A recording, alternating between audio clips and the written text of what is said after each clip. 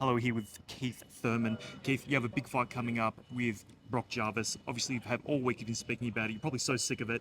Tactically speaking, you've been saying that he's very stiff, very cardboard Square. box-like, square. Yeah.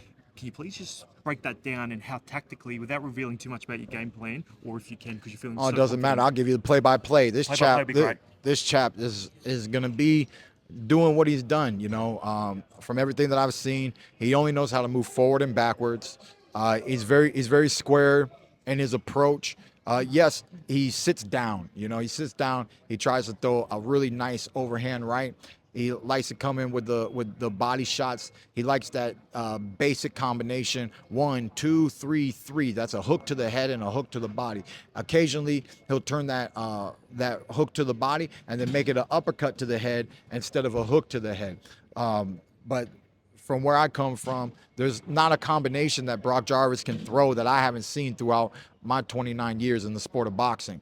I just believe that his approach is not going to be as simple as he thinks it's going to be. I'm going to be more elusive and evasive than he's mentally and physically prepared for in this fight.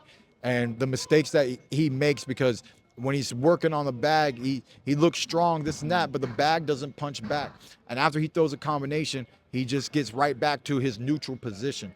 And I think that's going to be a major mistake. It's really hard to change habitual tendencies overnight, right?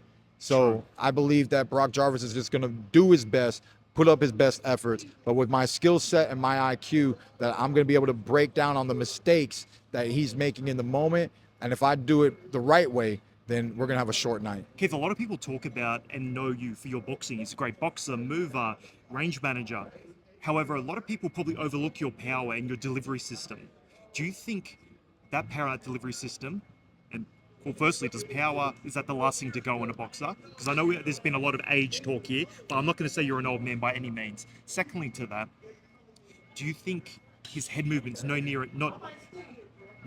enough and what you're used to, especially with American boxers? Do you think that's an issue that's going to present itself early in the fight?